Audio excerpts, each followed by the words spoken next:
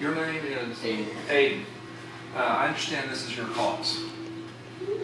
My question is, why limb loss? What brought you to that being your cause? Construction of technology and the human body, and that's the one thing that brings the two together. And not only that, I've had older relatives that I never got to meet who actually lost limbs. What our storyboard or digital storytelling project is going to look like. So tonight, what we're going to work towards is actually putting together the ingredients, pretty much the guideline of what this is going to look like. We're going to go over the aesthetic presentation part, okay? What are we going to have in this that actually pulls at the heartstrings? You know, how is it going to connect to people? It's just like constructing a story, like a book, okay? So we have to write down and figure out what's part 1 of this, what's part 2 of this, what's part 3 of this. And we only have a 3 to 5 minute window. Like someone who plays music, someone who does sports, and just like other recreational activities. Write it down or whatever, and they lose an arm. So you don't forget. And so we had an idea a couple weeks ago that there's going to be like words on them, and like negative words probably. And all the negativity words would eat away at that part of what was lost. But the better they get at getting back at what they used to do, positive words come in and then reform. There's this connection that needs to be made. And I was so excited that this is the cause that you guys have selected to do. That is so cool. I mean, I was expecting her to say, well, a close friend or something like this, but it's the fact that this is what he enjoys is sort of like the design of the body and also the mechanics and the fact that these are what are getting meshed together, and so this is so cool to him, and the fact that, you know, I had some relatives that I've never really got to meet that were amputees. That's so cool that he brought this up as his cause. In June of 2001, I was helping a friend do some construction on an auto body shop. I decided, since I was close to the overhead door, I'd go ahead and climb up the wall about 12, 14 feet. Fell to the ground somehow or other. Obviously the Lord was with me, but I was able to get my feet up underneath me like a cat.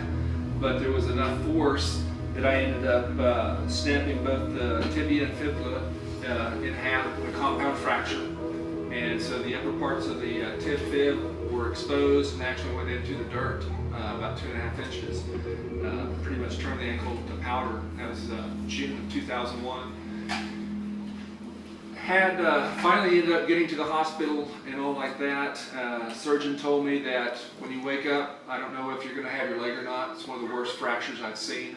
What you guys are doing is then going to make it to where other people that are concerned about or worried about, or how do you think people perceive you, or are you coping with it and stuff like that. It's stuff like this is going to be able to get out in front of people, for people that I don't even know about or won't reach out to the Amputee Coalition of America or Limbs for Life. But somehow or other they're going to stumble across this. And yeah, they're going to see a little bit of me, but they're going to see a lot of you guys. And it's the youth that are doing this. I didn't really know a whole lot about the procedure, getting a prosthetic, or breaking it in, as you might say. And then the 1 or 2 hours he talked.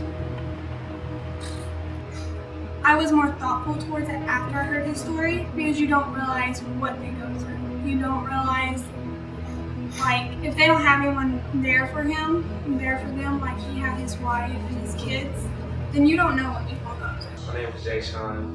The hardest body part I wouldn't want to lose is my arm, because I couldn't play basketball or weld or do anything at school. I'm not very good with my left hand. I have to get better at my left hand if I walk with my arm.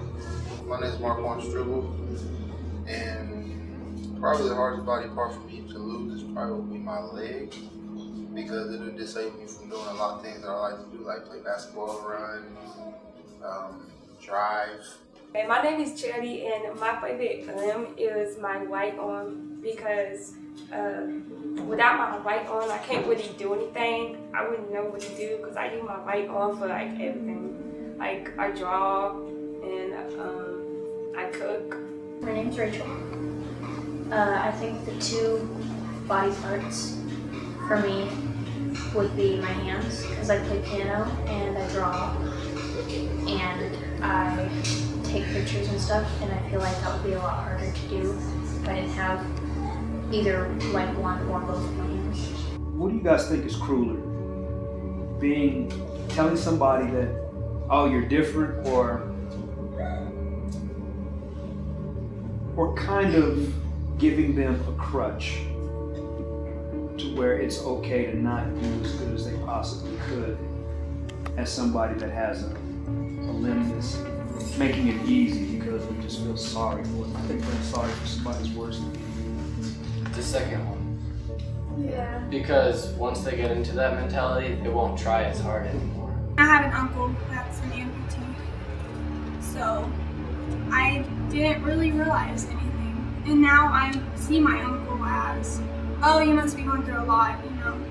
And I don't see him as helpless, and I don't pity him. I just know that he's going through more than anyone else thinks he does. I think it just goes to show that different people go through different things, and the same thing, different amputees go through different things emotional-wise. So, yes, I think I do feel a strong point.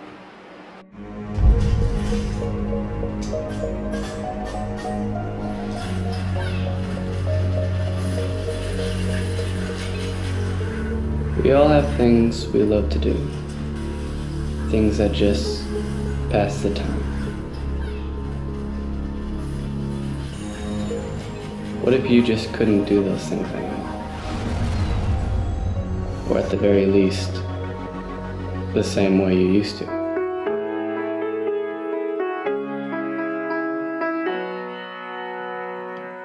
That in itself is enough to tear a person apart, for good.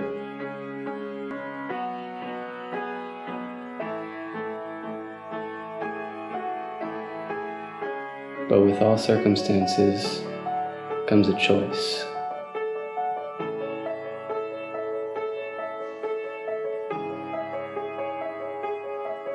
And that choice can either lift you up or bring you down.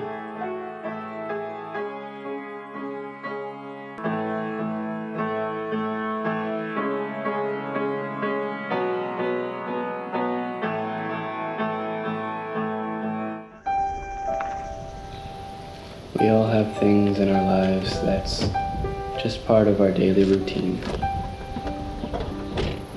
So you can either sit there and give up,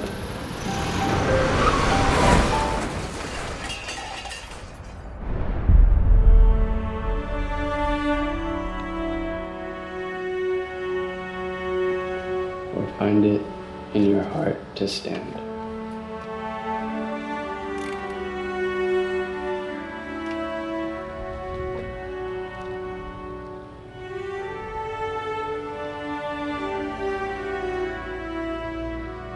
He stood up.